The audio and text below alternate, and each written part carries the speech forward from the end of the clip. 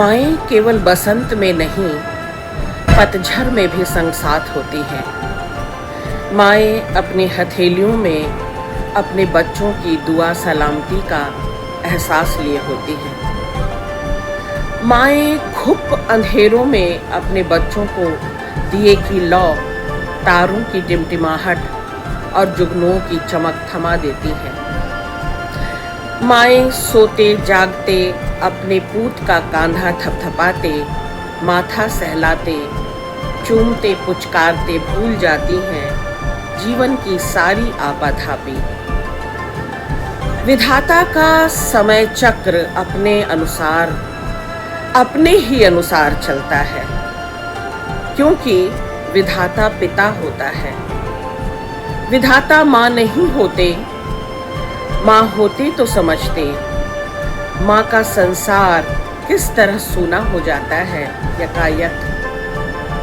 माँ के बाहर भीतर का खालीपन कोई नहीं भर सकता। माँ के इस हाल में दरअसल उसके नाभिनाल से जुड़ा उसका अपना अंश, उसके भाव संवेदन का सबसे जरूरी हिस्सा, उसकी सुधियों और अनुभवों का बेशकीमती खजाना, उसकी सबसे बड़ी ताकत, उसकी सबसे बड़ी पूंजी उसकी संतति ही होती है। हमेशा धड़कते दिल से माएँ पुकारती हैं अपने उस अटूट हिस्से को जिसे खो दिया है, जो हर्फ दर हर्फ हर शय में विद्यमान है। अब हर लफ्ज में अब वह जिंदा रहता है। उसको सराहना, उसको पुचकारना, उसकी उड़ान, उसका उफान और उसका नया विहान देखना हर माँ का अपना सपना होता है, सबसे ज़रूरी सपना होता है। साथियों, क्योंकि कहना ज़रूरी है, यूट्यूब चैनल सुधा उपाध्याय के सौजन्य से आज मैं जिस माँ की कविता लेकर आई हूँ, बल्कि कुछ ही कविताएं लेकर आई हूँ, उसमें उसने अपने भाव संवेदन को, अपने अनुभवों को, अपनी सुधियों को, स्मृतियों को, अपने संवेदनात्मक धरातल को इस तरह से उड़ेल दिया है कि आपसे साझा करते ही बनता है। हमारी कॉलेज संस्थान जानकी देवी मेमोरियल कॉलेज के प्रिंसिपल प्रोफेसर स्वाति पाल, उनका एक ज़रूरी कविता संकलन इन दिनों इन एब्सेंशिया अमेज़न पर भी उपलब्ध है और उसे साहित्य जगत में, कविता जगत में खूब सराहना मिल रही है। आप सब ज़रूर इसे पढ़ें और प्रतिक्रिया करें। यह किताब हर मायने में प्रेरक है, महत्वपूर्ण है और मैं ये निश्चयपूर्वक कह सकती हूँ कि प्रशासनिक उपलब्धियों के साथ साथ मैम की जो अकादमिक उपलब्धियाँ हैं वो न केवल प्रशंसनीय हैं बल्कि सराहनीय हैं। मैम चार्ल्स वॉलेस स्कॉलर रही हैं, साथ ही वे पहली एशियन हैं जिन्हें एडिनबर्ग यूनिवर्सिटी में John McGrath theatre study scholarship मिली। Principal professor Swati Pal ma'am ने थिएटर और सृजनात्मक लेखन पर कई पुस्तकें लिखी हैं।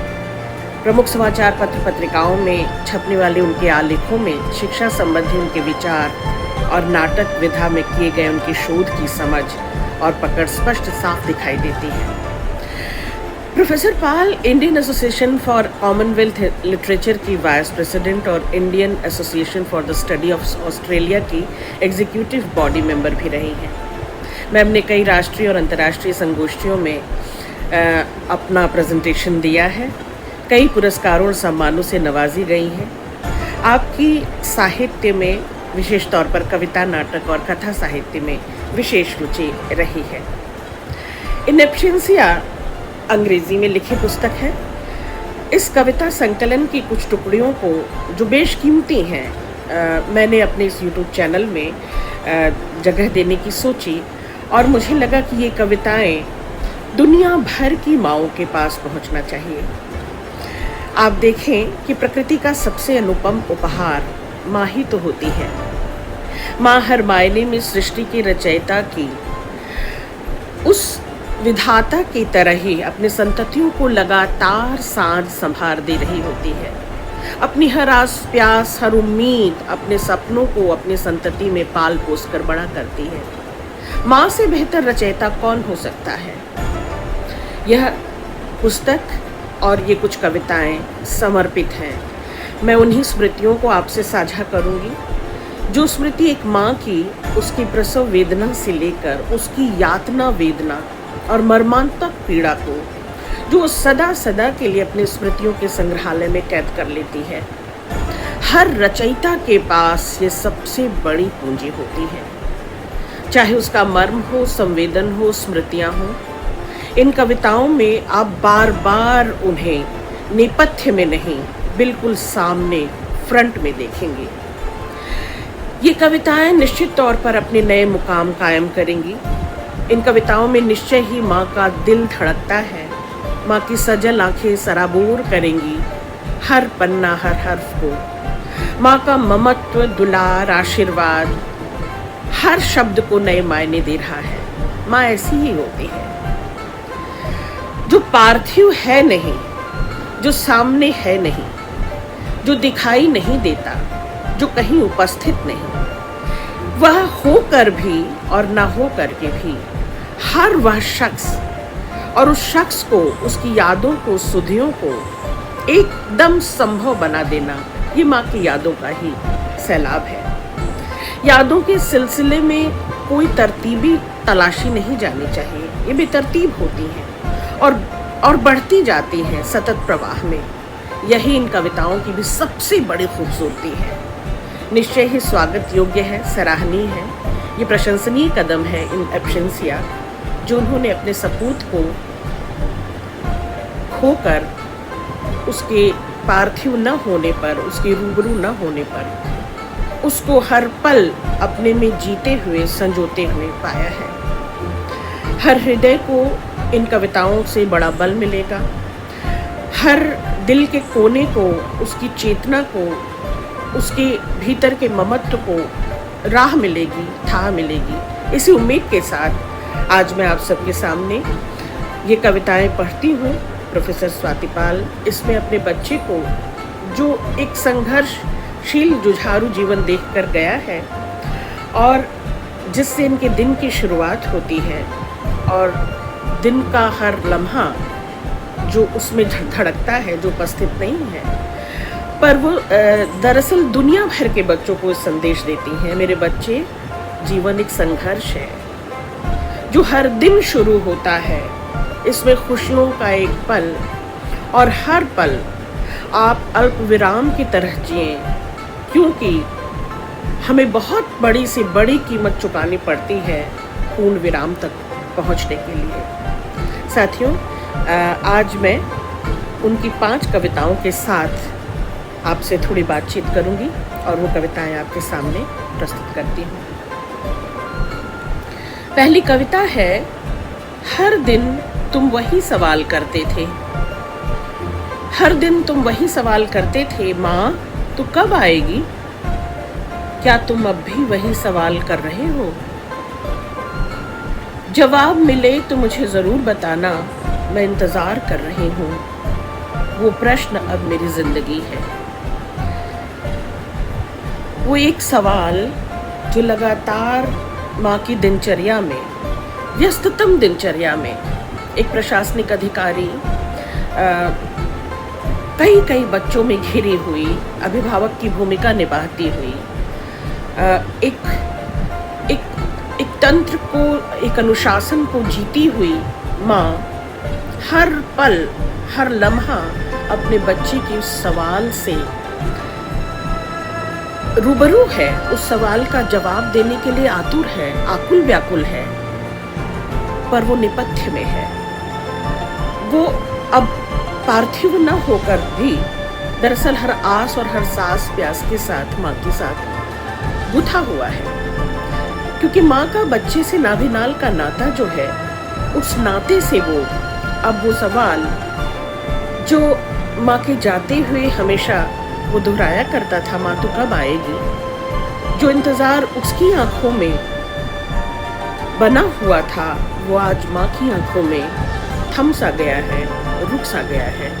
एक अनबूझा सैलाब है ये, और इस सैलाब में वो माँ लगातार रोज डूबती उतराती होगी, रोज़ उसे बर्दाश्त करती होगी और रोज़ उसी सवाल को लेकर घर से निकलती होगी, सांझ लौटकर आती होगी। दूसरी कविता है, दिल दुखता है यह लफ्ज़ मैंने सुना था, पर अब तो हर सांस में दर्द है। दिल तक कहाँ बात पहुँचती है, दिल तो कब का मैंने समाधि स्थल में दफना दिया। सांस लेते हुए चीख भी चुपके से सुन सकते हो तुम, सुन सकते हो तुम अगर तुम मेरी सांसों को एहसास कर सकते हो। क्योंकि दिल तक कहाँ तक पहुँचती है, दिल तक कहाँ बात पहुँचती है यारों, दिल तो कब का मैंने समाधि स्थल में दफना दिया। अपने उस हिस्से को, अपने उस अंश को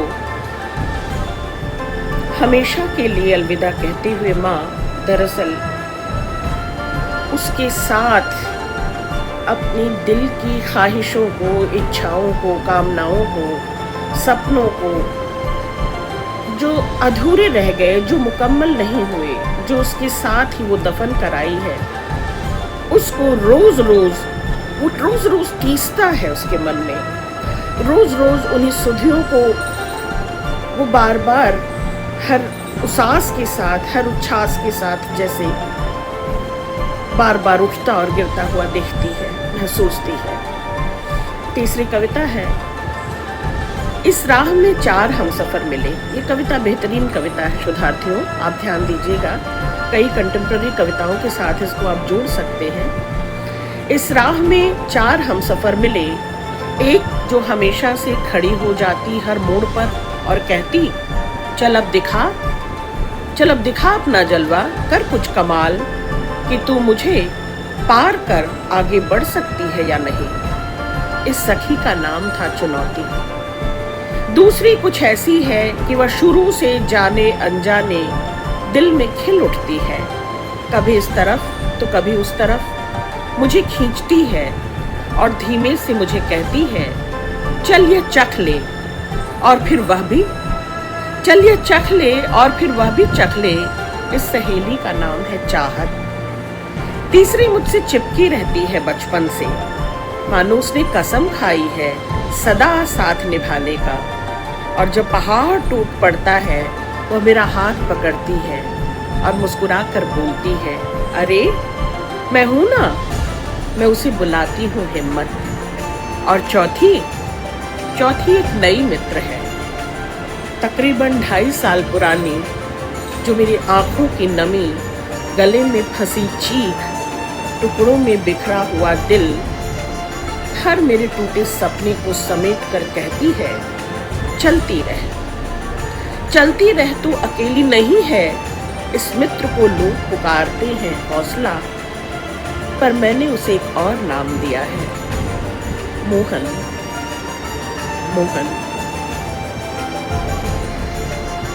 हिम्मत हो, हौसला हो, चाहे वो चाहत हो या चुनौती हो, इन सबको जीते हुए, इन सबको अपने संघर्षशील जुझारू जीवन में हर पड़ाव पर थामते हुए, पहचानते हुए, इनके साथ साथ लगातार डूबते उतराते हुए, कवियत्री उस आखिरी हौसले को, जो हिम्मत, चाहत सब कुछ थी, उस आखिरी हौसले को कि जो बार बार कहता है संभलने को, इस असहायता को, इस अकेलेपन को, ये जो आइसोलेशन है, एलिएशन है, दरअसल इस एलिनेशन को महसूस करना, उसको बर्दाश्त करना, उसको अपनी तहों में उतार लेना और फिर उससे उबर कर निकल पाना, और इस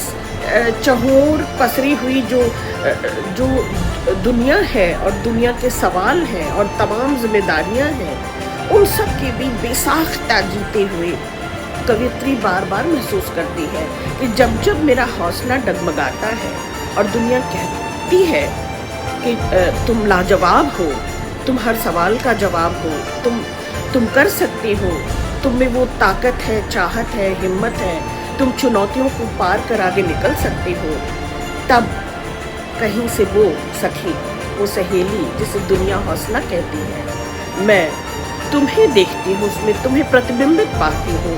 तुम्हारी परछाई जैसे बिल्कुल सामने आकर खड़ी हो जाती है और कहती है, अरे उठो, हुआ क्या, चलो, तुम कर सकती हो, तुम अकेली नहीं हो, मैं हमेशा तुम्हारे साथ, तुम्हारे टूटते दरकते इच्छाओं, सपनों के साथ, चाहतों के साथ लगातार मौजूद रहूँगा और तुम्हारा साथ दूंगा। बेहतरीन कविता शोधार्थी। अगली कविता है, एक ख्वाब था मेरा कि तुम्हें फूलों की सेज पर सुलाकर तुम्हारे घने बालों को फेरते हुए एक लोरी गाऊं, और देखो मेरी किस्मत, तुम आए फूलों की सेज में और मैंने तुम्हारे घने बालों को फेरते हुए लोरी गाने की कोशिश भी की। पर ओ मेरे लाल, तुम तो गहरी नींद में थे और मैं खामोश हो गई तब। पर ओ मेरे लाल, तुम तो गहरी नींद में थे और मैं खामोश हो गई तब। सिर्फ मेरी आंखों ने कुछ कहा, तुमने सुना?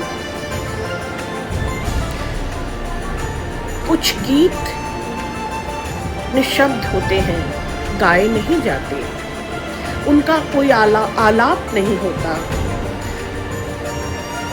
वो अंदर स्पंदित होते हैं हमारी धड़कनों के साथ। वो अपना लय, अपना ताल, अपना सुर पहचानते हैं। वो उम्मीद, वो ख्वाहिश जो तुम्हें लोरी सुनाने की थी और जिन हाथों ने बड़े स्नेह से तुम्हारे बालों को संवारा था, जिन हाथों ने बड़े स्नेह से तुम्हारे घने बालों में उंगलियां कर तुम्हें सहलाया था, पुचकारा था, चूमा था, उस माथे को आज भी माँ उसी तरह से सहलाती, चूमती, पुचकारती है। और वो लोरी जो उसने कई दफा तुम्हें सुनाई होगी, गाई होगी, अब वो लगातार उसकी धड़कनों में, उसके स्पंदन में गीतमय हो रही है, ध्वनित हो रही है। पर इस ध्वनि को हर कोई नहीं सुन सकता। इस ध्वनि को, इस संगीत को, भीतर के उस अंतःसलिला को, अंतर्धुन को तुम ही सुन सकते हो, क्योंकि वह तुम्ही को समर्पित है, तुम्ही को संबोधित है। बेहतरीन कविता। और पांचवी कविता, आधी जिंदगी कट गई और मिला क्या? राख का ढेर, दिल के 1000 टुकड़े और न जाने कितनों की घृणा, कितनों का क्रोध, कितने अभिशाप। पर यादें अब भी हैं उस समय की जब राख टीका बनकर मुझे हौसला देती, जब तुम्हारी प्यारी सी झप्पी रौनक ले आती, जब लोगों की नफरत और ताने मुझ तक तुम पहुंचने नहीं देते। खड़े हो जाते तुम चट्टान की तरह और उनके क्रोध और कोसने को तुम हंसी में उड़ा देते। बस अब यादें, राख और दिल के टुकड़ों को समेट रही हूँ मैं। दुआ करो ए दोस्त कि यह वक्त खत्म हो जाए। दुआ करो ए दोस्त कि यह वक्त खत्म हो जाए और मैं उस राख में बदल जाऊं, तुम्हारे दिल के किसी कोने में एक प्यारी सी याद बनकर बस जाऊं। नफरत और श्रापों से मुक्त हो जाऊं, नफरत और श्रापों से मुक्त हो जाऊं, मेरी यही तमन्ना है। माँ की समूची दुनिया, पूरी दिनचर्या, पूरी आपाधापी, सारी व्यस्तता अपनी संतति के ही इर्द गिर्द होती है, क्योंकि वो परिधि की तरह अपने उस केंद्र को ताकती रहती है और केंद्र में वो संतति मुस्कुराता है, खिलखिलाता है, बाहें पसार कर बार बार अगोरता है, पुकारता है और माँ की सुधियों का सैलाब उठता गिरता रहता है। माँ उस बेशकीमती स्मृतियों को संजोए रखना चाहती है। माँ की पूरी दुनिया अपने संतान से जुड़ी हुई होती है, क्योंकि यही एकमात्र ऐसा नाता है जो हर भरोसे पर, हर विश्वास पर, हर आस और प्यास पर विजयी हो जाता है।